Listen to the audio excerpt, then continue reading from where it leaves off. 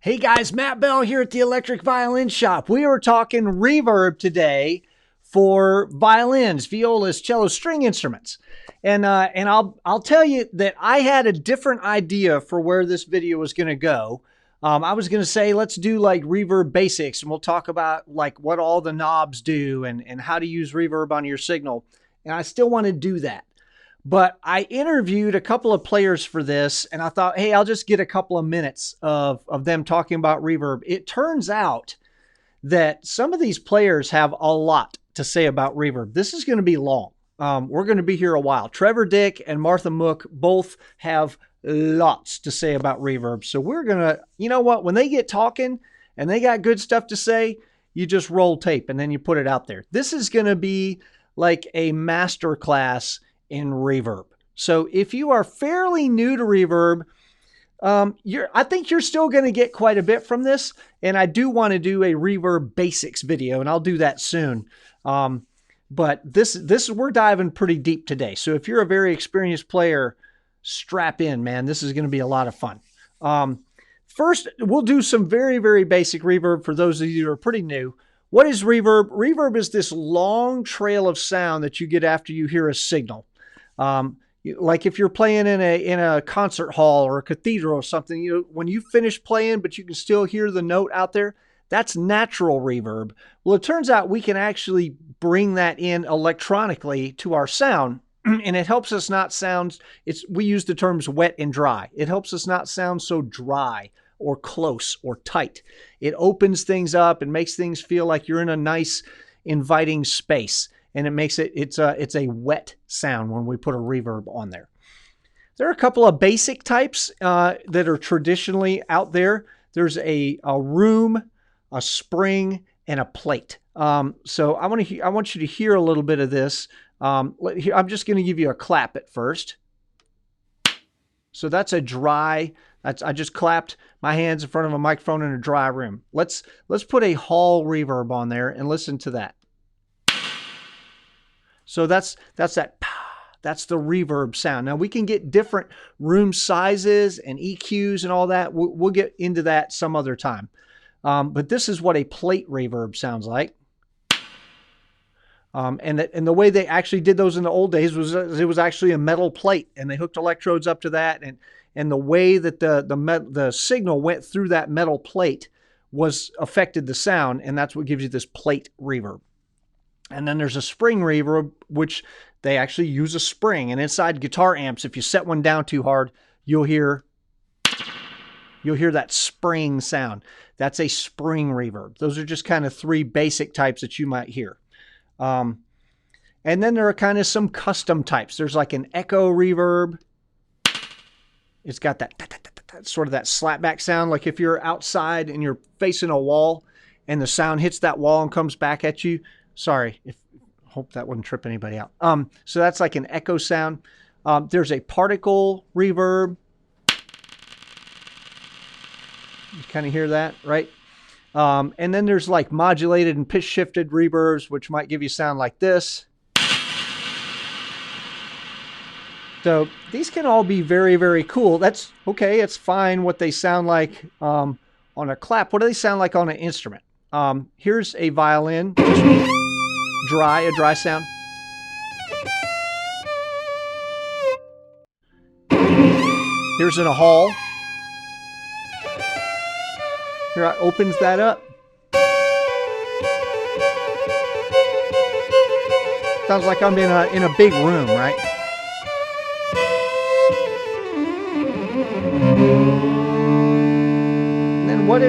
What if we were to put like one of those cool octave reverbs on it where the verb has all these pitch shiftings?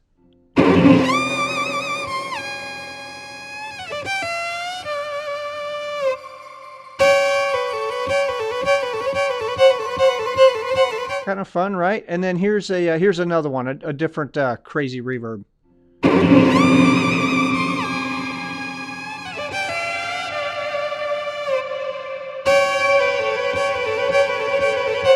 So anyway, you can hear how like different types of reverb might be really fun to kind of mess with and use as an expressive element, okay? So in the future video that I want to do, we'll talk about pre-delay and high cut and low cut and the mix and the decay and the different types. We'll get into all that. But I had 3 artists that I talked to this week, and I really I want you to hear what they have to say. They had such good stuff that I couldn't cut it down and say, well, I'm cutting you down to 2 minutes so that we can fit this in a nice tight little video. So we're just gonna let them talk. Good stuff. First artist is a guy named Andrew Polo. He's out of Tampa, Florida. He's a violinist, a producer, an audio engineer. And you can find him on social media under Andrew Michael Polo or Vamp FL.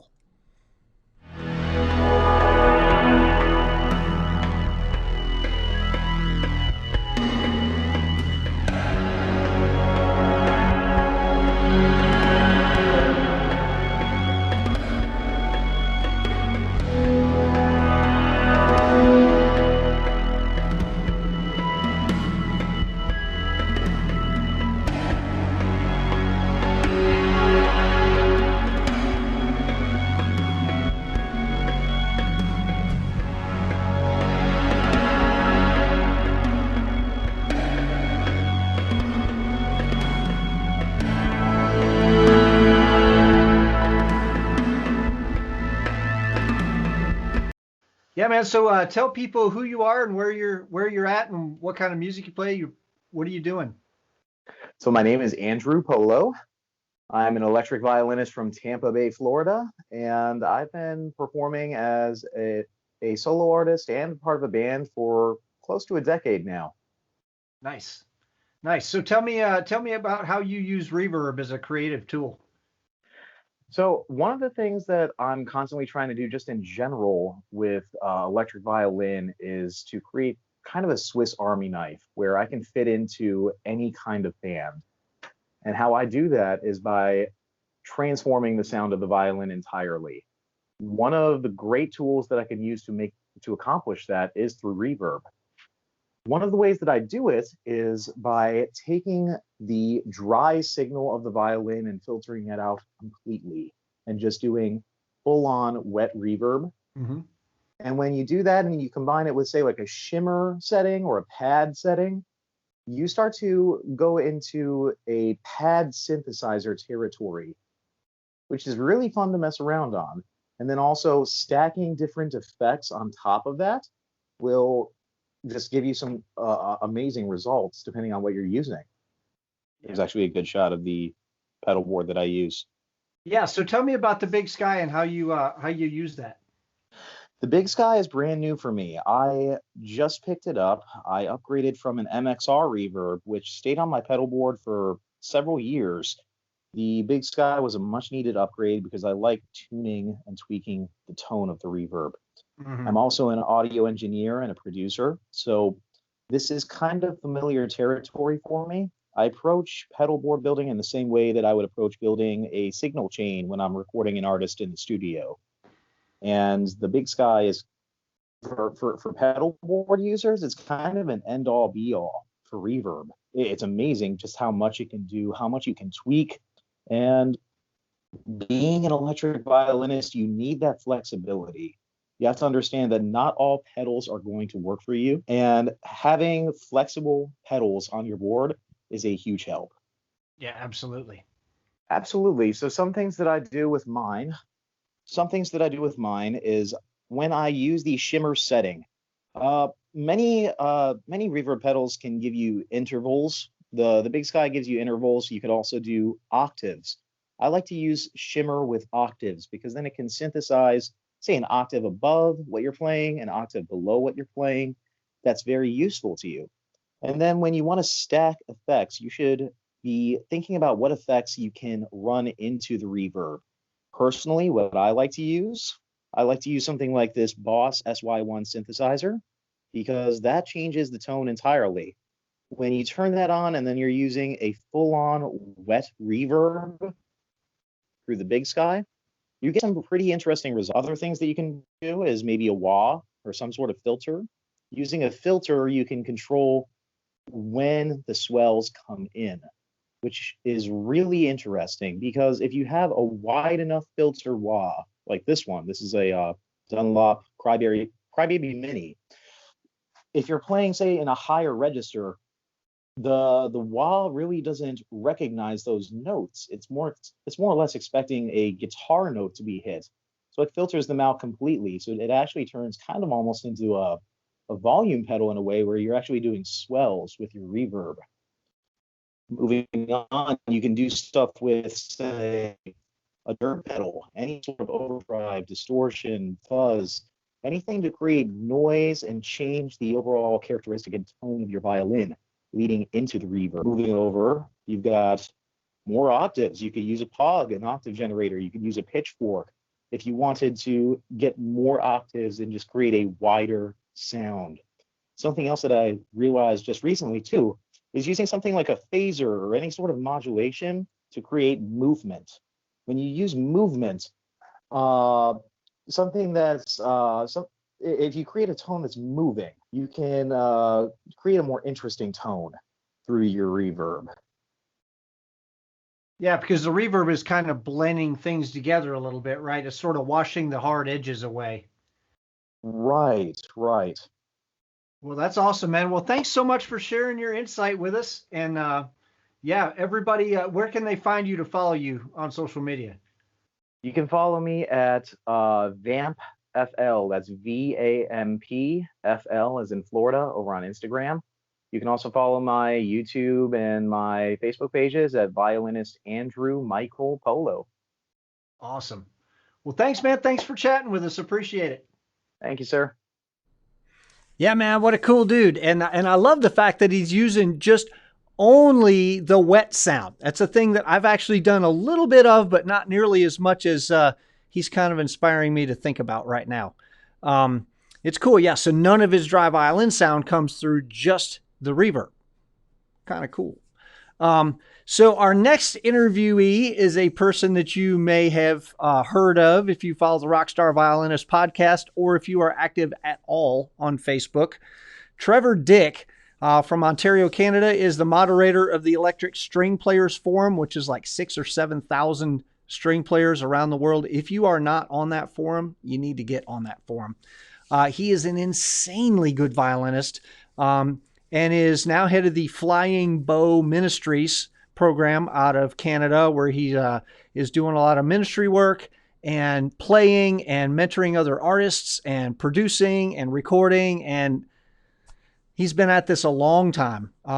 If you really should check out the interview that we did with him on the Rockstar Violinist podcast. He has a fascinating story, and was raised in Africa and then moved back to Canada. And just those world music influences are super huge in his sound. He's a big deal. So he has a lot to say about reverb, and we're going to listen to that right now. Yeah, what has been your experience using reverb as a creative tool? Well, I've been using reverb from the very beginning. The unit, I don't know, they're in most studios around the world. It's the Roland Dep 5, became kind of like a standard rack mount reverb unit, mostly for studios. But I got one when I was in university way back in the late 80s, and I still have it. In fact, I think I might pull it out and do a demo on it. It's got the warmest reverbs, and because it's rack mountable, I'd often kind of put it up on a table, and I would literally be playing and just like playing with knobs, and like it's got all the dials on there, and it's literally like a tapestry of incredible sounds. Like these older some of these original studio reverbs, they've got a beautiful warm sound, and that's why they're used in most studios. But they mix, the great reverb units will have built-in modulation, built-in delay, you know this, pre-delay, all kinds of really cool things. And of course now a lot of the reverbs will have pitch shifting built in and stuff like that too. And so in the soup of that reverb, you can just kind of play with all these parameters and create these incredible sort of pads of cool sound. And I just really, I was approaching kind of the violin and creating this huge, beautiful, epic sort of tapestry of sound, like this wall of sound with, just fooling around with these dials. And you could, on this, I haven't found a unit that can quite do this. I mean, what I got is the Eventide Space Reverb, which is beautiful, right? I mean, the Edge uses it. That's his go-to reverb unit in the band U2, and a lot of the greatest, a lot of movie soundtrack keyboard players actually have, right as a part of their setup for doing movie soundtrack music, the Eventide Space Reverb, just sitting right there. And that's what I use just because it fits in my pedal board. It's the closest thing I found to that old Dep 5 of mine. So, I've been messing around with that. If you're going to give one piece of advice to somebody who's kind of trying to dig into using reverb as an expressive tool, what would be some advice you'd give them? Get past just the settings that the pedal itself has and just really play with the dials and just figure out what it can do. One of the big mistakes that people make with reverb pedals is they get the mix up too high, so you hear too much reverb and not enough direct signal, and it just makes your violin sound really far away, in the case of the violin. So it really, one of the things reverb does is you can get stereo, so you can get some cool stereo effects, but reverb will cause your instrument to get further back in the mix, so you can get depth of mix with your reverb as well. And it's a really neat effect because then you can get this multi-dimensional kind of sound. You can get more into the mix if you're wanting to do that in a particular situation.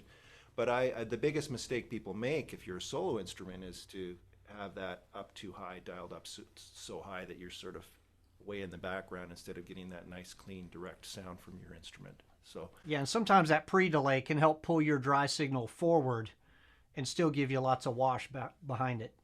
Yep. Okay, you see that? So yes, sir. Here's my pedal board. And so this is the, right here, this is the Eventide Space Reverb I was telling you about. And so it's set up for Hall. And I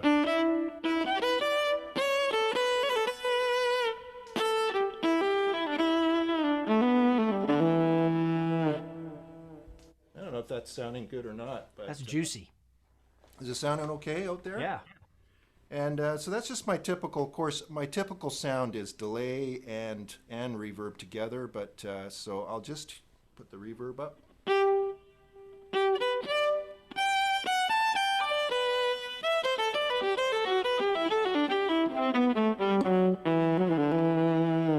little bit of drive.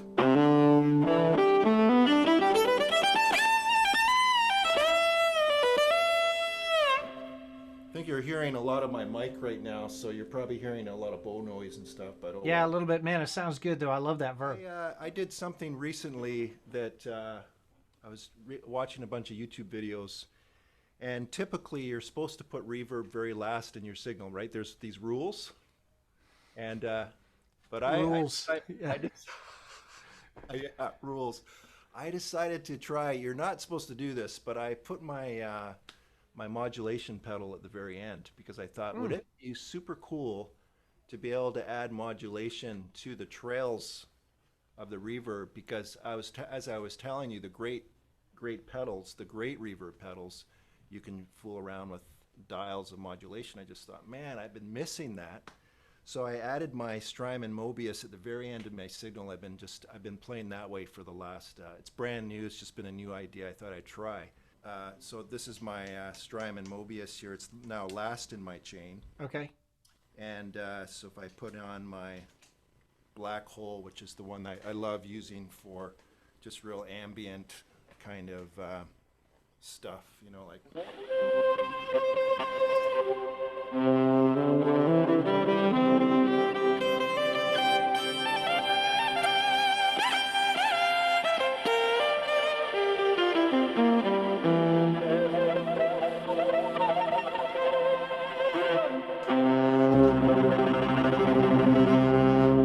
That kind of stuff,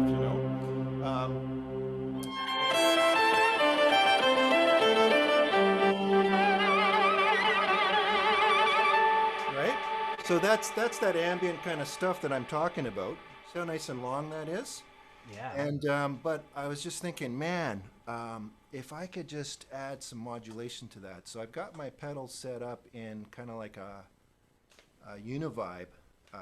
You know, this Mobius is modulation, which means every kind of modulation you can think of, right? Phaser, univibe, rotator speakers, you know, for you know, like for B3 organs, like it's every kind of modulation, right? That's a thing. If you get a pedal that's just modulation, it does all those things, right? So check this out. You got the trail happening. I just turned it off. So you get the trail happening here like this.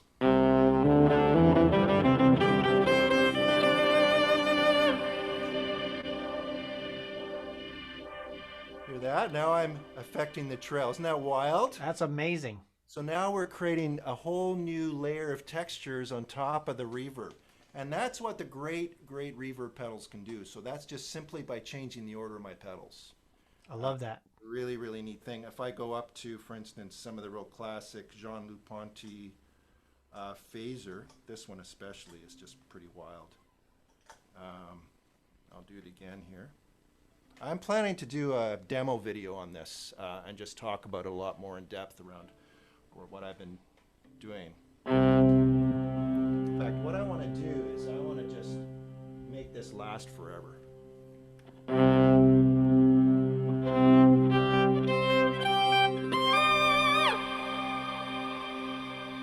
It's pretty much going.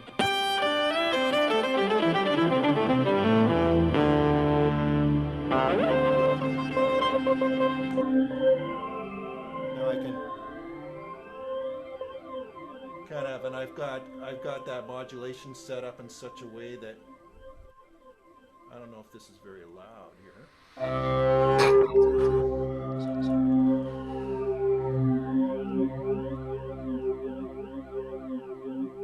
So you can do some really, really wild stuff after the fact on the trail. You see, if it was the other way around, and we're talking about pedal order here too, not just reverb. But if it was the other way around, you wouldn't be able to fool around with the trail at all and change and do some cool creative things with that. So that's absolutely right. You know, a lot of people will tell you you have to put reverb last, and it's a pretty traditional thing to do, to put reverb last. But it's really important to know that you don't have to. You're not going to hurt anything. If you put reverb first, it's not going to hurt anything. So experiment with it and mess around. And if it sounds good to you, then hey, rock on, man. Exactly. We're so accustomed to just want to do everything by the rules. Like, what's the right pedal order? Like, you know, like some of the greatest players of all time came up with their own sound because they just messed around with pedal order. Like Jimi Hendrix is a great example of that.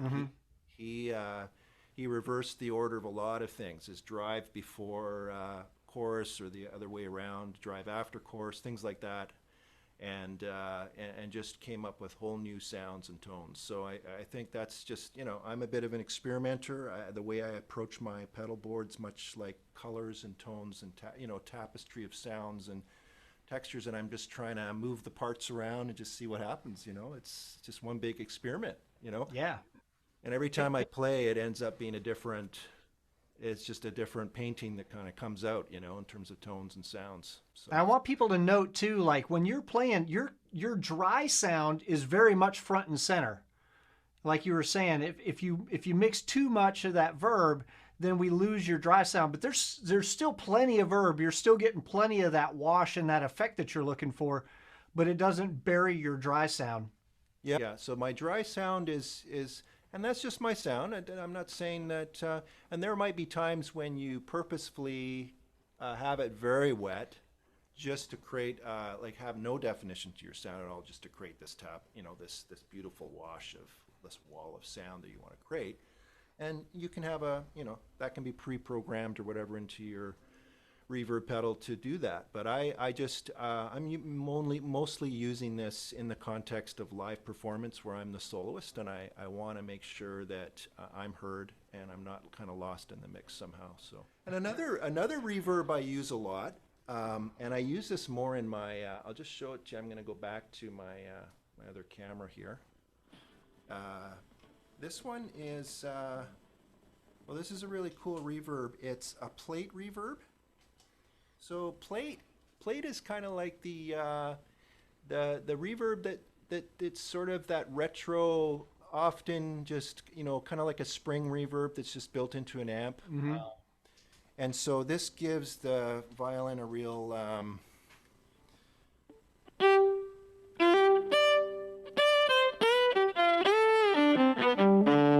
so it's a very short reverb. It's a very kind of, works great with a bit of drive. And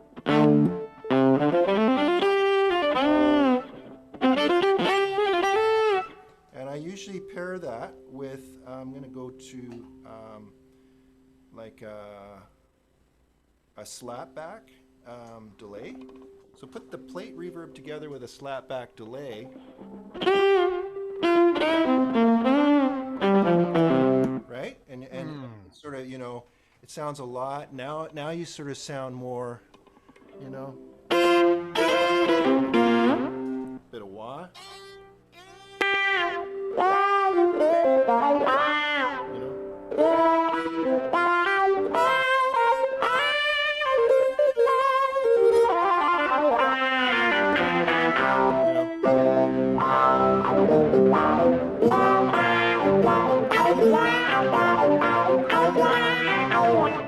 It sort of has that retro kind of, you know, so kind of a plate reverb is pretty cool too. I like it.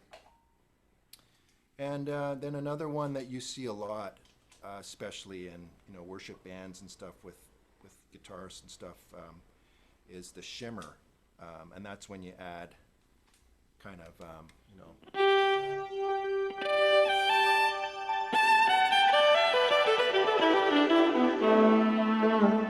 So that's the pitch shifting. Right. You add it on top, those trails. So that's kind of the mixture of some of the pitch shifting that happens, you know, like it built into the guitar.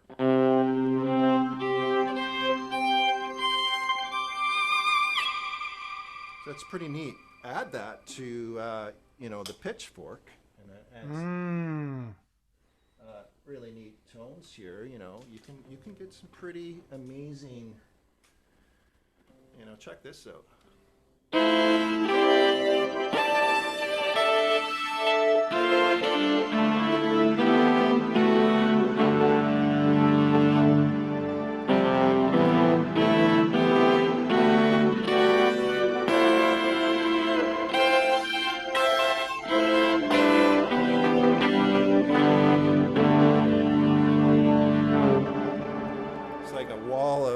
You know, textures and sounds with that shimmer on there too, you know. Yeah, I think it's one of those effects that we sort of overlook, right? Because we're like, oh, you know, I want all the crazy like synths and flangers and all this kind of crazy stuff. And sometimes we overlook like, dude, reverb, you can do a whole lot with just reverb.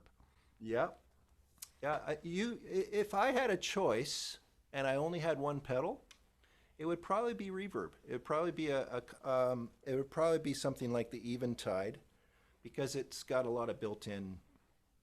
It does have delay in there too, as well as it's a pretty complicated or complex reverb pedal. So that'd be everything I would need really, and everything else is extra. Yeah, that's the crazy thing is like when you change reverbs and you put another sound on that's a different reverb, you will find yourself playing licks that you didn't play with a different reverb. You're like, wait, I never played that lick before. Where'd that come from? Well, it came from that pedal. Yeah, yeah. You know, your brain heard that sound and it flipped a whole different bunch of switches up there. Yeah, it's amazing. It's true. Yeah, so reverb is Trevor Dick's Desert Island pedal, man. How cool is that? So yeah, an absolute masterclass in reverb. Thank you so much, Trevor, for chatting with us. But we're not done yet. We're just getting warmed up. We got Martha Mooke here.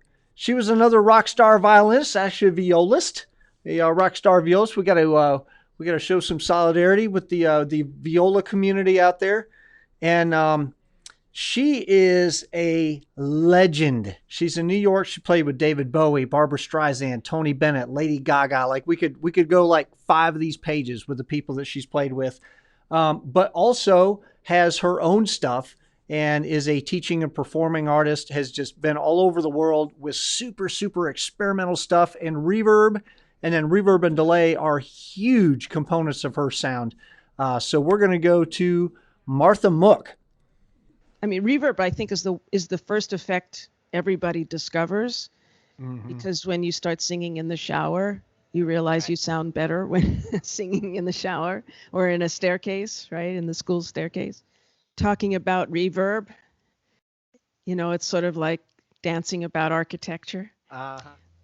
Well, the thing that I do basically with my effects is it's all combining like different ingredients in a kitchen, right? So that's why I've got all these nifty pedals, which all happen to be eventide, 2 H9s, a rose, and a black hole, and I combine them and my trusty old Yamaha Stomp, Magic Stomp. And then down at my feet here, I have my my looping pedal. So the key about reverb is how it combines, I think, with other sounds. And I like to really get in and have lots of control over the different parameters and having these pedals. So this is my H9 control, and I can actually dig deep and into the algorithms and change all the delays. And I like to use expression pedals. So I don't know if you can see that. Yeah. So it's changing all these parameters live on the spot. And so that's, and then I can step through the different programs. So all of these, I know ahead of time what they are, and they depends on what I'm playing, or if I'm, just doing, sometimes I'll just combine different effects and not without knowing what they're going to do, reverb and different delays. And that really just sort of gets the creative juices flowing. So that's really how I use this. It's like a palette. Of course, I've created all my music with specific settings, so I keep really good track of that. Yeah, actually, it's a good practice to have, because when I first started, years ago, probably before you were born, I wasn't using pedals. I was using controllers, MIDI controllers, basically. But I had a rack, big rack, that I would schlep around. Had my first effects units, Elisa's Quadriverb, and I had the old the Lexicon Jam Man, the rack, which started out at 8 seconds, but you could get an expansion to 32 seconds, which is what I did. I maxed it out, and that still is for me that's the ultimate kind of looping, because you could make seamless loops on that, and it's harder to do that on some of the latter day loops. Except now I have black hole, and I can do a freeze, and so that's my latest pedal, actually. Just fairly new from Eventide, so that's expanding my rig. I mean, that, as a gearhead, that's what we do. So when I had my Elisa's Quadriverb and the Jam Man, those are my two main sounds, and then I had a few other thrown in there with and that was my looper right at that time, so it was all rack mount. And I kept really good. I made a sheet based on all the parameters in the Quadriverb, including how much delay and how much reverb and how much pitch. And it was a really good thing I did that, because in a few years that all that gear was obsolete. Right. And I had to figure out how to transfer those sounds into new pedals that I was getting.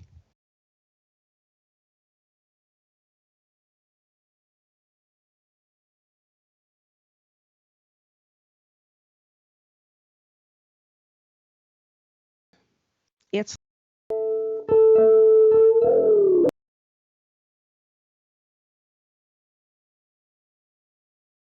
the delay. I use as much delay as I use reverb. Probably, they're a big part of my language.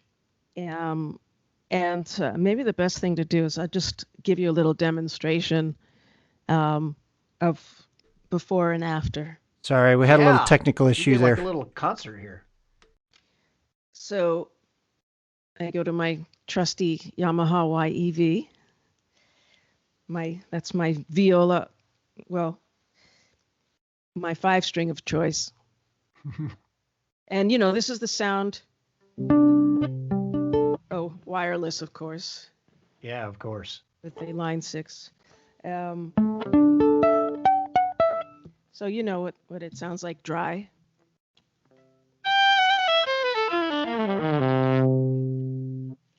Which is all well and good. I can play any kind of music. For me, the fun starts when I start pushing these buttons here. So right now, everything is off. And I'm just going to go in random orders, one pedal at a time, just to see what happens. I don't even know. So this is the Eventide Rose. This is actually an analog pedal. And it sometimes gives me some wacky sounds, depending on the waveform.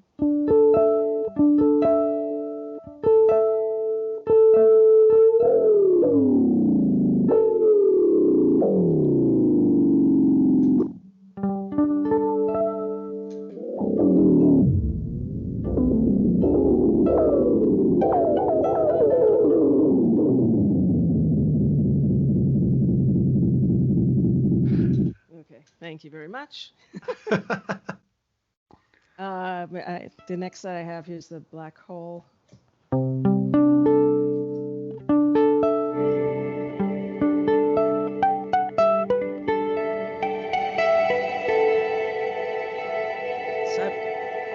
I usually start with things maxed out and then I dial them back as I need to. Come back to that. My Yamaha Stomp, I use it both as a DI in a way because it boosts my signal, but it's also got some really cool sounds on it, including my low octave. It's got some great echoes, and again, it's a combination. So everything I have is multi effects, so it's all combined in there.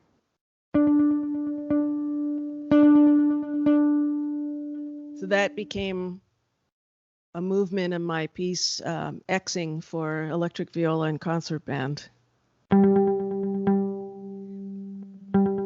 And another thing that I also do is figure out how to notate the effects.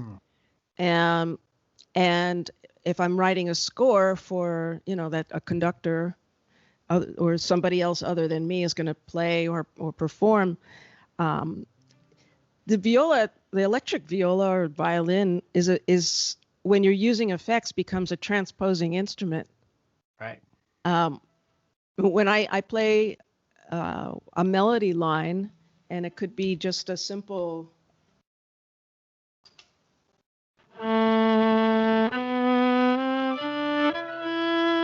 When I put on this effect,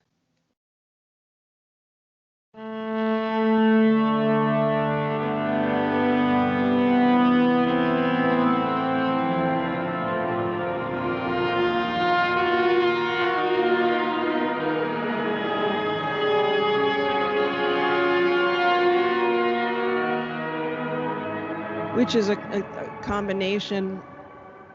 It's a shimmer effect, and I can tell you exactly what. I also take screenshots of the. So and these screenshots are printed in the score. So if somebody else wants to perform it, and they don't have the exact same pedals, they can dial in these parameter the settings tells you how much decay, how much reverb, how much pitch, etc. This is what I rely on to get that sort of ensemble chamber orchestra sound.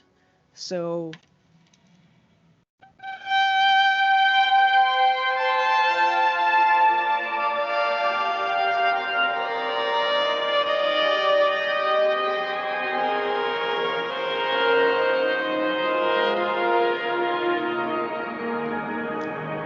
see, it's up and down fifths, and I had to compose it carefully, because if I end up playing some wrong notes, it can sound really odd.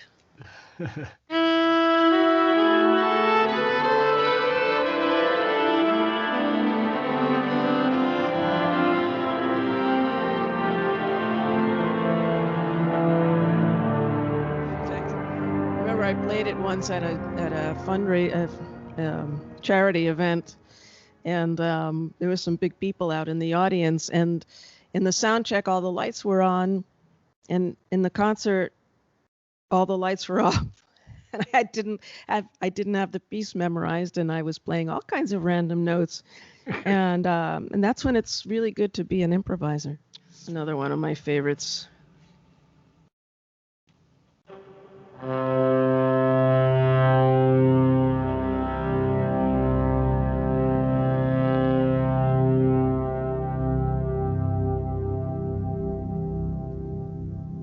can just take a bath in that. No doubt.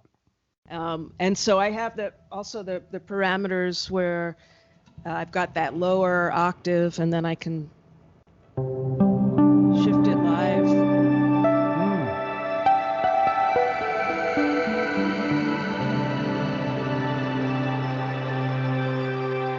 And again, usually all these pedals are on the floor, so I'm not using them with my hands, because that's why we put pedals on the floor. Right. We don't have 4 hands. So this sound.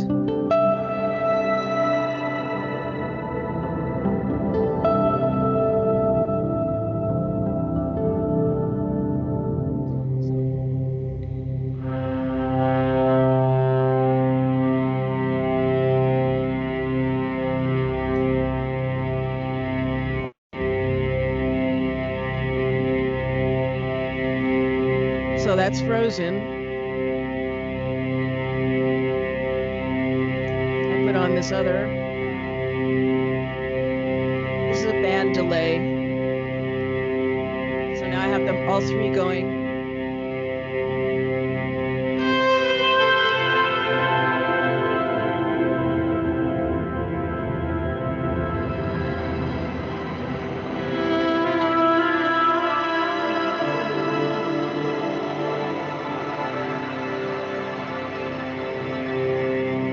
Everything at 100%. And this involves also notating the angle of the expression pedal. Wow.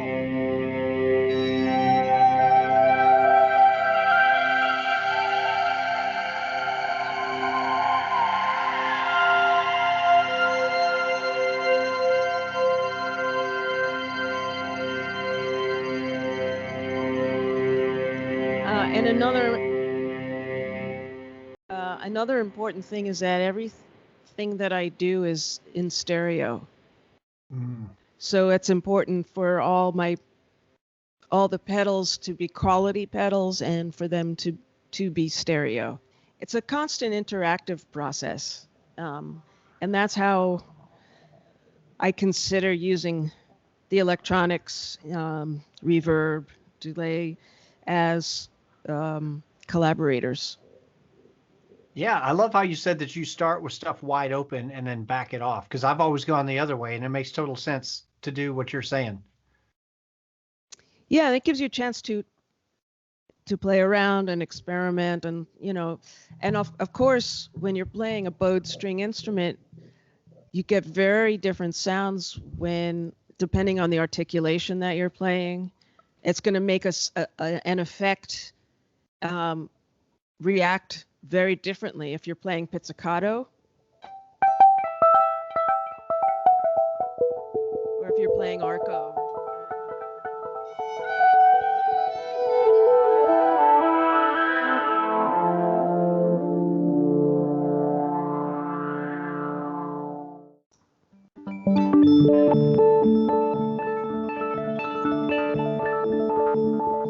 Our modulator, so it's pitch and delay.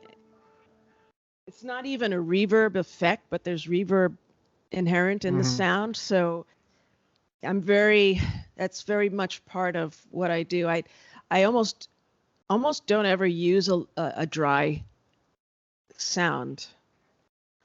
Also depends on the room. I've played in, small, really dry rooms, and years ago I did a few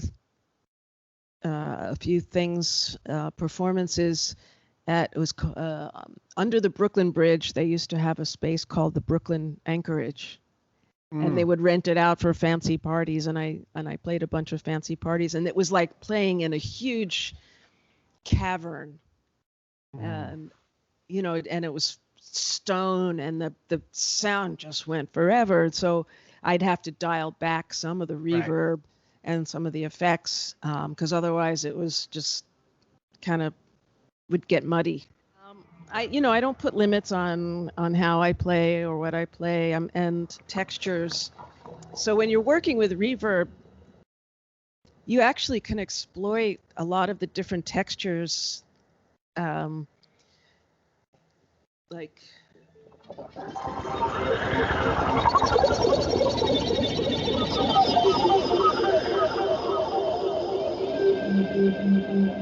because if you have a dry signal,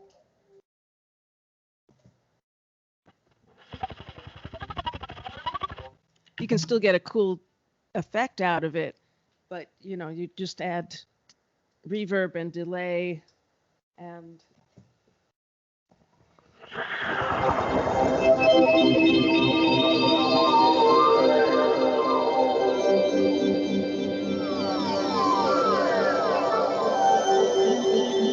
harmonics. My bird flapping. I've had composers ask me, how do you notate that?